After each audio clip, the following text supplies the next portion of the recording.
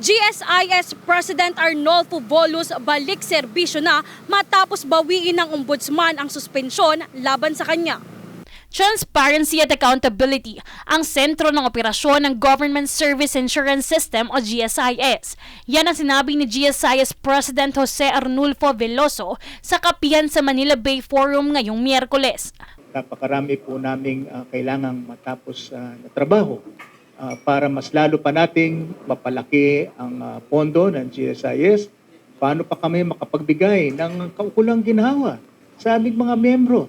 Matatandaan kamakailan na inutos ng Office of the Ombudsman na suspendihin si Veloso at 6 na iba pang opisyal sa ilalim ng 6 na buwang preventive suspension. Ito ay bunsod ng 1.4 bilyong pesos na pagbili niya ng stock mula sa Alternergy, isang renewable energy holding company. Alinsunod sa direktiba ni Pangulong Marcos Jr. na pangalagaan at protektahan ng pondo, tinitiyak ni Veloso ang seguridad ng mga pinaghirapang kontribusyon ng mga miyembro at pensyonado. Sa panahon ng Pensioners Week nitong September 8 to 12, nagpatupad ang GSIS ng ilang mga reforma para sa mahigit 600,000 pensioners nito. Pag-alis ng paninirahan bilang batayan para sa diskwalifikasyon, pagpapagana ng digital pension commencement sa pamamagitan ng GSIS Touch app, at pag-alis ng deadline ng APPEAR para sa mga paglabas ng cash gift. Ayon sa pahayag ni Veloso, pinag-aaralan at pinagdidiskusyonan ng komite ang proyekto nilang transport hub sa Commonwealth Quezon City.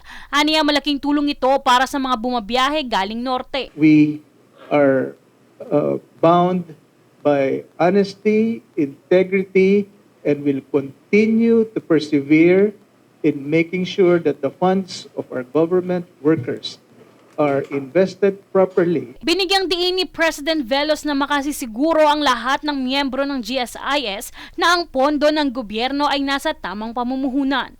Jovi Rodriguez, nag-uulat para sa Golden Nation Network.